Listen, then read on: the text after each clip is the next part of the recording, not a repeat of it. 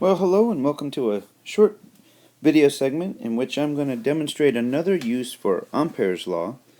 This time I decided rather than just to do the magnetic field around just a long current carrying wire, I would do a coaxial wire where we have two different current carrying wires that share a common axis. So here's a picture of one, and I'll show you a diagram of one on the next page, and then show you how we use Ampere's law in that situation.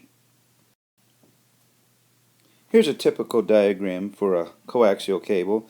So the center wire there, pictured in gold, has a radius of labeled A, and you see it's got a current labeled I that's being carried outward, or leftward in this picture, and then there's the bluish color wire. It's kind of a hollow cylinder wire, and it's carrying current that is rightward, the same amount of current, and it's got an inner radius of B and an outer radius of C. So the two questions I'm going to ask here is, first, if we have a spot somewhere in between radius A and radius B, what would the magnetic field there be? And then, if we go outside the outer wire, then what would the magnetic field there be? Now, two more difficult questions might be, what is the field inside the smaller wire? And probably the hardest of all of them, just from the geometry perspective, is what if we're somewhere within the metal of the outer current carrying wire? And these are exercises that are manageable. It just ends up being kind of a pain to write out all the geometry. But we'll do the first two cases, and if you want to do the other two, then you can tackle those at another time. So here is another diagram, probably one that's more useful for using Ampere's law. And I've got my two dots marked here, the one dot in between radius A and B. And just so I have something to call it, I'm going to call that distance x. And then a distance out to that outer point I'm going to refer to as y. You can call them anything you want to, but those are just the dimensions that I'll name. So anytime we use Ampere's law, it begins by writing a statement of Ampere's law.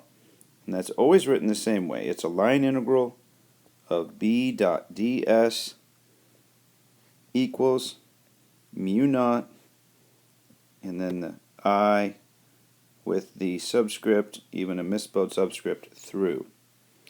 And when you do the Ampere's law and you write it, then you are implying that there is some path that you're going to be walking. And that's what the left side shows. The path integral around this particular region, and we have to use a closed path. That means a complete path, or in this case, something that matches the symmetry of the situation, is going to be a closed circle. So let's move this up a little bit so we can draw a diagram. The path that we're going to draw here, I'll just draw it in green. For the point here at distance x, we draw a circle that has a radius of x. And that's going to be the path that we take. And then for the next part, I'll draw in red, we'll draw a path with the radius of y. So these are our imaginary Amperian loops, or our integration paths as they're called. And it's around those paths that we're going to describe actually walking. So what does this look like? Well, if we imagine walking around that green path, around the complete circle, and we have a measure of the magnetic field that is created by those wires there, and we're just going to call that B. Do you see that there's no reason to think that at the point that I marked there in black, that the magnetic field would be any different than it would be maybe right here or anywhere on that path? I mean, we can turn the circle any which way and it looks exactly the same. So for that reason, we're going to pull the B outside of the integral because it's not really something that's going to be different. And then we just have the sum of all the little steps around that path. The other thing to notice is that from symmetry, we would see that the magnetic field ought to be in the same direction as each of those steps. So So that means I'm not going to worry about the dot product involved in all that. And on the other side of the equation, we have our permeability constant mu naught. And then you look at the current going through or within that green path. And how much is that? Well, we don't have any of the outer cylinder wires, so we just have this single wire with a current of I. And so now if we do a little algebra, and just adding up all the steps around the green path there, we're going to get the circumference of that path, which is 2 pi times our distance x. That's the radius in this case. And nothing changes over here. And then finally we can solve for B. So at anywhere on that green path, the B field is mu naught I over 2 pi x. And that's exactly how it would look for any single current carrying wire. Notice in this case that we have no effect whatsoever because of that outer wire. So what are we going to do now with that outer wire? Well, again, I can imagine a point anywhere on there, including the point that I marked, but any point on there should have the same magnetic field as any other point.